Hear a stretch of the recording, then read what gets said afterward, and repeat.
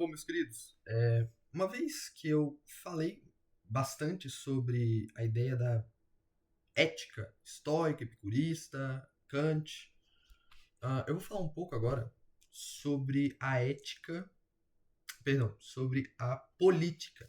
A gente dá um salto muito grande, tá? Peço até perdão por não conseguir trazer assuntos mais,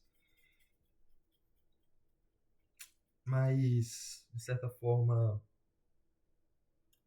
lineares, mas o contexto pede, digamos assim.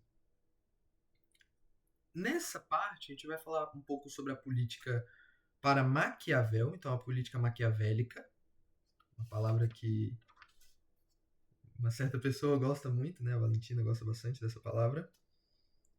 E uma política com base no contrato. E quando a gente fala em contrato, a gente fala em sociedade. Então a gente fala de Hobbes, Locke e especialmente Jean-Jacques Rousseau, que é o grande nome. E nessa aula vamos tentar também falar um pouco sobre totalitarismo, que é uma política que a gente vai ver como é complicada e difícil. Eu vou fazer um panorama geral sobre tudo, tá? Bom, antes de tudo, pedir a Deus novamente para que esteja conosco, para que nos ajude, para que nos conduza para mais perto e para que, através desse estudo filosófico, desse estudo mais centrado nas questões racionais, nós possamos encontrá-lo, nós possamos nos deixar encontrar por ele para que nós possamos levar a ele, né? Bom, falar um pouco de política maquiavélica, política de Nicolau Maquiavel. O Nicolau Maquiavel foi um filósofo, um teórico, político, cientista político, pai. Isso aqui vocês têm que lembrar, pai da ciência política moderna, pai da teoria política moderna. Grande nome da política moderna. Influenciou grandes nomes da política. Napoleão Bonaparte, deixa eu pensar, Bismarck, muitos nomes, muitos nomes, líderes políticos, dos mais perversos até líderes considerados bons líderes pelos seus povos, desde, sei lá, Hitler até líderes considerados bons. Então, se eu não me engano, Dom Pedro II estudou Maquiavel. Então veja como esse cara influenciou a política dos anos posteriores. Bom, fazendo um panorama geral, antes de falar de Maquiavel, a gente tem que entender o contexto no qual Maquiavel desenvolve sua filosofia. A política anterior, eu tô com um livro aqui, provavelmente na sala, vocês já me devem ter visto lendo, né? Confissões de Santo Agostinho. Por que eu tô falando dele? Porque a política antes de Maquiavel era uma política centrada principalmente nele, em Santo Agostinho. Uma ideia entre poder temporal e poder espiritual. Uma união.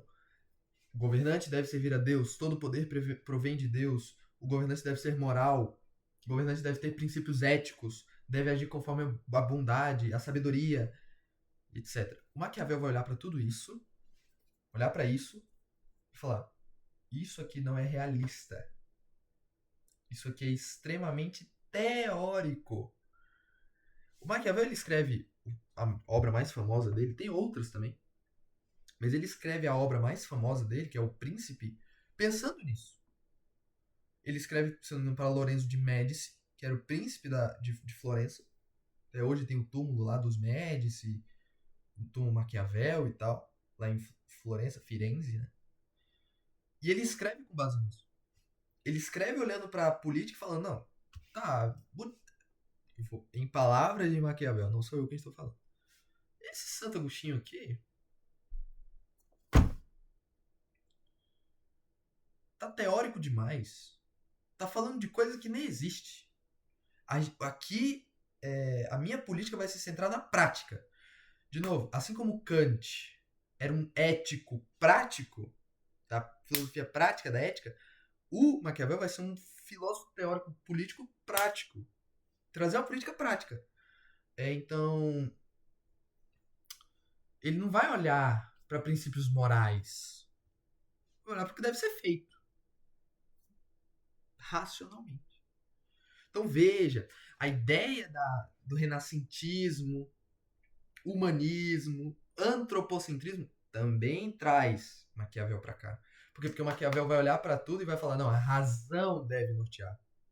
Não tem um poder transcendente. Tudo é que se eu não posso estar enganado, mas Maquiavel não era cristão, se eu não estou enganado. Maquiavel não era católico, que era a grande religião da época, né? Maquiavel não era católico. Maquiavel, pelo contrário, era um crítico da religião.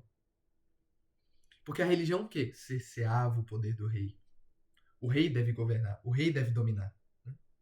Então, enfim, esse cara, ele vai trazer uma filosofia, vai trazer uma ética do poder muito, muito, muito centrada não em fazer o bem pro povo. Não. Maquiavel vai olhar pro povo e vai falar: não, o povo tá aí. Mas o ponto é você, governante. Porque Maquiavel escreve o príncipe não pro povo ler, mas escreve para Lorenzo de Médici ler. Tanto é que Lorenzo de Médici isso é até um ponto, né? Ele não gosta do que Maquiavel escreve. E Maquiavel fica bravo com isso.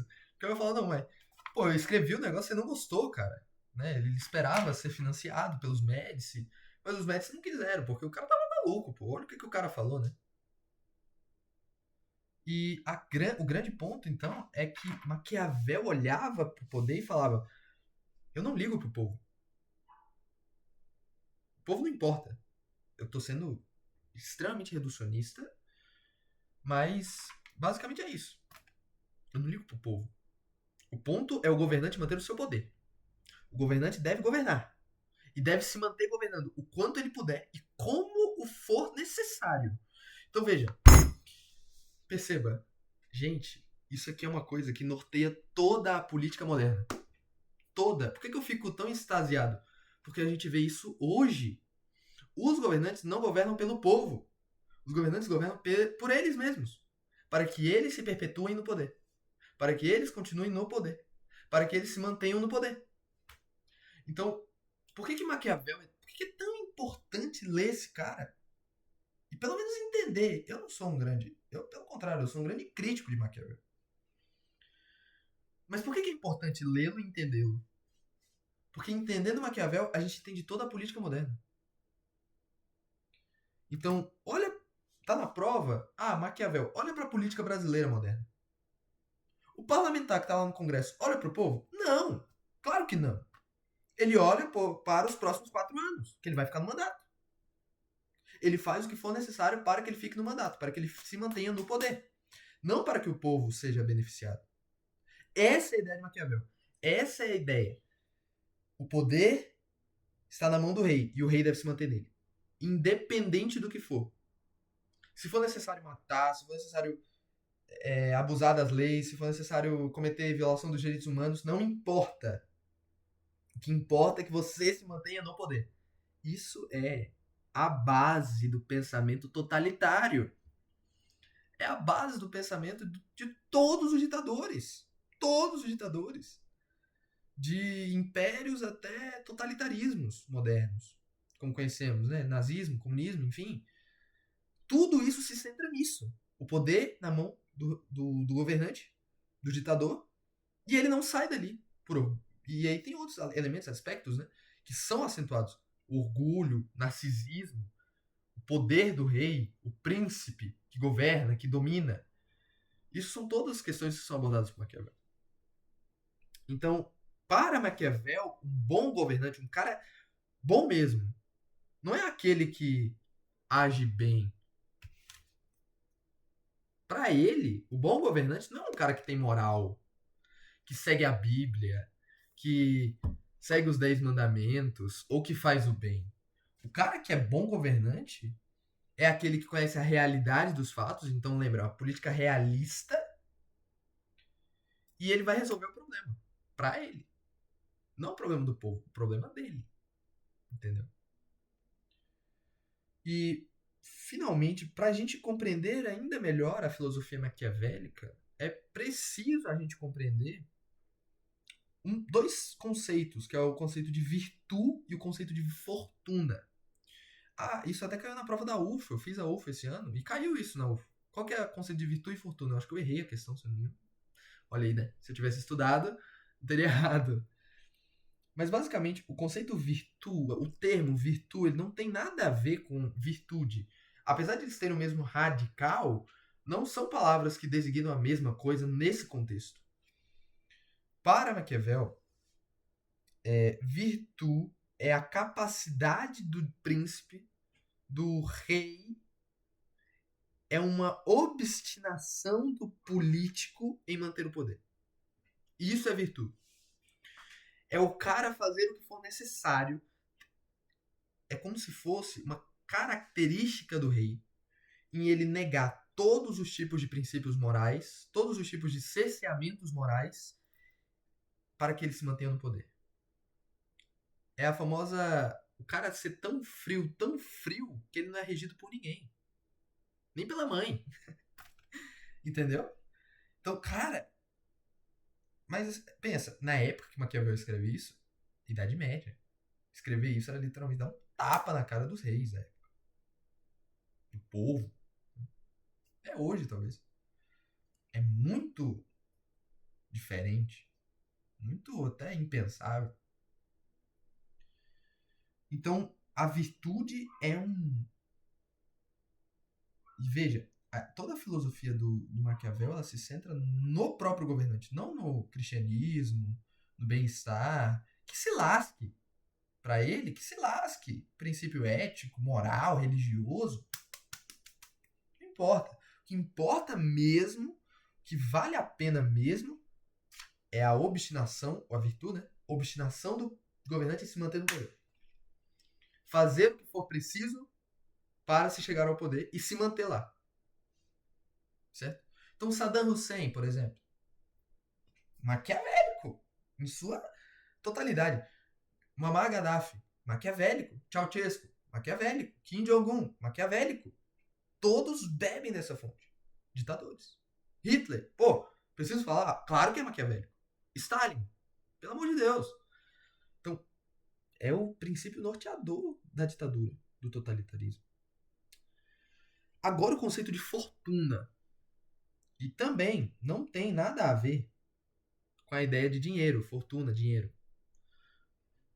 Fortuna aqui no caso, lembra lá da... Ah, isso foi um assunto também do itinerário. Que é uma... É um... Quase como se fosse um ponto. É um sinônimo de sorte. Boécio, que escreveu A Consolação da Filosofia, ele fala sobre a roda da fortuna. É a roda da sorte. É a vida. Uma hora você tá bem, outra hora você tá mal. Uma hora você tá um lado, outra hora você tá do outro. Uma hora você tá on fire e outra hora você tá pra baixo. Fortuna. E você tem que se manter resiliente, mas isso é assunto para outro momento. Para Maquiavel, fortuna é a oportunidade ou a ocasião calculada pelo príncipe para atuar politicamente. É agir no momento mais oportuno. Então, por exemplo, acontece uma grande tragédia, um problema nacional. Aí vai lá e aparece um cara falando umas coisas, e você vai vendo assim, o cara meio. Vai levando gente com ele. Fortuna. O cara olhou para a situação e viu a chance de agir. Hitler. Vamos olhar para o contexto histórico. Porque a filosofia, gente, vocês têm que entender isso. A filosofia não está distante da história. Pelo contrário. A filosofia está do lado da história. A filosofia está andando junto da história. Hitler. Hitler vê o Tratado de Versalhes. A Alemanha toda destruída. O que Hitler faz? É culpa dos judeus. É culpa de tal. É culpa de tal. E o pessoal começa a acreditar fielmente, piamente no que ele está falando. Ainda que seja errado. Então Hitler olha a situação calculada.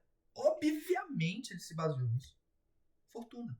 É o quando o governante tem um olhar e fala, não, aqui eu vou agir. E ele vai lá e impõe, e faz, entende? Então, ele aproveita de uma ocasião para se levantar, se elevar, trazer uma liderança. Eu sou o Estado, eu sou a Alemanha, né? Que era o que Hitler falava. Então, e infelizmente, é o que muitos líderes ainda hoje falam. E isso é até, diria até um pouco decepcionante. Mas enfim. Então, resumindo, o grande ponto de Maquiavel é justamente que ele fez uma ideia de. Porque antes, de novo, Santo Agostinho, São Tomás de Aquino, Hugo de São Vitor, Santo Anselmo de Cantuária, Boécio, os grandes teóricos políticos do cristianismo medieval, eles tentaram porque tentaram e conseguiram criar uma relação intrínseca entre poder espiritual e temporal. O que Maquiavel faz? Pega isso aqui e joga, amassa, joga na lata de lixo. Porque para ele isso aqui é irrealista. É absolutamente ridículo. Para ele o que importa é o governante. Lembra, gente? Ele não está escrevendo para o povo. Ele não está escrevendo para eu e você ler. Ele não liga para mim e para você. Ele está escrevendo para um governante e para ele se manter no poder. Então faça o que for preciso para que você se mantenha no poder, para que você chegue ao poder e para que você se mantenha nele. Tem uma parte no livro do Maquiavel, O Príncipe, a parte inicial, que ele fala sobre colônias. Que ele fala, faça o que for preciso para que você mantenha as colônias unidas. E para que elas não se revoltem contra você. Então ele começa a falar umas coisas muito ridículas, muito absurdas. Tipo, ele começa a falar umas coisas assim, oprima. Fala umas coisas assim, cara, completamente impensável. Por quê? Porque você tem que se manter no poder. Então a ideia aqui é, poder espiritual e poder temporal tava junto. Temporal, digo, humano, tá? Tava junto, tava intrínseco. O que Maquiavel faz? Distinguir. Não existe mais união. Agora, o governante faz o que for preciso. Racionalmente, para ele, humanamente, antropocentrismo puro, sem qualquer princípio ético, religioso, moral para barrá-lo. Não existe transcendência, não existe nada disso. Aqui é o homem em sua totalidade. Então, não importa bondade, não importa princípio, importa o que o homem precisa para se manter no poder e para perpetuar-se. Bom, agora que eu já falei bastante sobre Maquiavel, porque é um ponto muito específico, muito importante, eu vou falar um pouco sobre contrato. Eu vou passar um panorama geral sobre cada contratualista. O contratualismo ele foi um período na filosofia logo após Maquiavel que buscou criar uma ética do contrato. Uma ética centrada, uma política do contrato. O contrato é um acordo subliminar feito. É um acordo não dito, não escrito, mas que existe, que existe, que rege a sociedade, que é feito pelos poderes. E tem os três grandes representantes: Thomas Hobbes, que eu inclusive usei na minha redação do Enem, John Locke e Jean-Jacques Rousseau. O grande ponto para você entender esses três é: Hobbes vai trazer a ideia do poder executivo grande. Então o rei deve governar, poder absoluto. O rei deve ser esse cara que rege o poder, estabeleça limites, estabeleça leis, faça o que for preciso. Bem parecido com a ética maquiavélica. Então, o Hobbes traz a ideia do rei, o Leviatã, aquele que une o poder militar com o poder social, com o poder econômico. O grande cara, talvez, que expressa toda essa esfera do poder absolutista, toda essa esfera do poder concentrado no rei, é Henrique VIII, por exemplo, que criou uma religião para que ele conseguisse alcançar o que ele queria. Entende? Nem que fosse preciso matar para isso, porque ele matou Thomas More, por exemplo. São Thomas More, né? Então, é como se o cidadão tivesse o dever diz, não, eu tenho certos direitos que devem ser restritos, que devem ser limitados pelo rei. Mas quem limita o rei? Ninguém limita o rei. O rei é absolutista, ele faz o que ele quer. Já o Locke, ele vai trazer uma ideia. Ele é o pai do liberalismo, como nós conhecemos, o pai desse pensamento liberal, o pai desse pensamento distante do absolutismo, distante do poder monarquista, e vai trazer um pensamento mais pautado no legislativo. Então, quem manda no Estado é uma união entre o poder legislativo, perdão, e o poder judiciário. Então, ambos esses poderes vão dialogar aqui. Então, as leis, junto com a representação do povo no parlamento, por isso que o parlamento é um princípio quase que é moral da ideia do Locke. Então, ele dá a ideia dos direitos inalienáveis, o homem tem certos direitos que não devem ser violados, direito à vida, à propriedade privada, e isso vai originar o liberalismo econômico com Adam Smith, que a gente vai falar um pouco depois. Acho que na próxima aula a gente já fala sobre ele. E então, cara, o Locke ele vai galgando esse espaço mais público do poder. O ponto central é que o homem tem direitos naturais, inalienáveis, direitos que estão antes da própria legislação e que devem ser respeitados. Direitos humanos, por exemplo. O homem não deve ser submetido à tortura, porque o direito à vida é inalienável. O homem deve ser respeitado. O direito à vida do homem deve ser respeitado. Então, é a ideia de que o legislativo é quem manda, quem rege. E, por fim, a ideia do Rousseau, que é o pai do pensamento liberal progressista, é a ideia de que o povo manda. A gente poderia dizer que existem 4 poderes, né? Existe o poder executivo, legislativo, judiciário e o poder popular, que talvez seja o mais poderoso de todos, porque quando o povo, George Orwell falava isso, né, em 1984, ele fala, se o povo tivesse consciência do poder que tem, não estaria submetido a qualquer tipo de ditadura. Então, o Rousseau, ele traz isso. O povo deve governar. A vontade do povo deve ser feita. Então, a Constituição Federal, Código Processuais, tudo isso deve andar conforme a vontade do povo, o que for melhor para o povo. Então, veja que a ideia do Rousseau é que existe uma soberania individual. Que o homem é bom, é justo, digno, mas que a propriedade, a corrupção, corrompe o homem. O homem é bom, mas a sociedade o corrompe. Então, essa legitimação do direito natural. Mas, ao mesmo tempo, o Rousseau ele se desloca um pouco desse direito natural maior do que o direito coletivo. Para o Rousseau, o que manda mais não é, em si, o indivíduo. O que manda é o povo. Então, por exemplo, se for entre fazer uma coisa que é boa para o governante e fazer uma coisa que é boa para o povo, deve ser feito o que é bom para o povo. Ah, mas vai violar os direitos do governante. Que se lasque o governante. Se o povo está sendo beneficiado, se a maioria está sendo beneficiada, logo deve ser feito. Só que existem problemas quanto a isso, porque nem sempre a maioria está certa.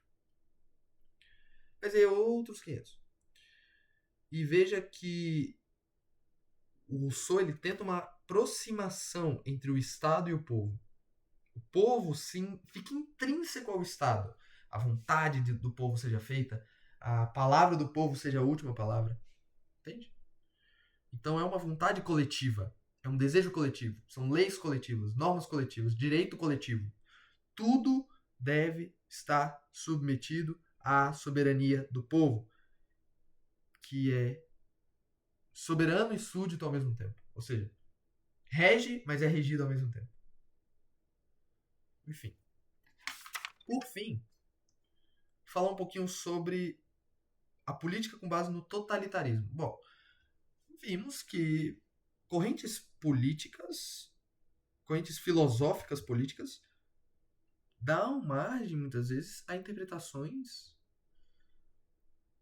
péssimas da política, que é a ideia do totalitarismo. Então vamos ver. Na primeira metade do século XX, ou seja, de 1900 a 1950, 1960, teve uma crescente absurda de poderes totalitários. Poderes que atentavam contra os direitos humanos. Lembra lá que eu falei do Maquiavel? O governante deve subir ao poder e deve fazer o que for preciso para se manter no poder. Exatamente. O governante ele deve fazer o que for necessário, virtu, no momento mais oportuno, fortuna, para que ele se mantenha no poder para sempre. Totalitarismo. Tem vários conceitos, e conceitos principais é, por exemplo, a sociedade de massa. O que significa sociedade de massa? Sociedade de massa é: se eu controlo o que a população pensa sobre tudo, eu controlo a população. Se eu controlo a população, eu controlo quem eu vou dominar. E se eu estou controlando aqueles que eu devo dominar, logo eu já domino. Então, por exemplo, se eu domino a mídia, a cultura, a política, a arte. Gente, vocês têm que entender que política não é só eleições, não. Perdão. Política não é só eleições, não. Política é tudo aquilo que envolve o homem. Cultura, arte. Por que no regime do Hitler ele investia em propaganda? Fazer filme. Tem um filme chamado Triunfo da Vontade, de Leni Riefenstahl. É um cineasta alemão. Ou é uma cineasta, não sei. Não lembro. Porque ele entendia que se você controla o pensamento da sociedade, que é a ideia de ideologia, você controla a sociedade. Então você controla a cultura, as pinturas que são feitas, por exemplo. Tudo isso é absolutamente intrínseco a tudo, certo?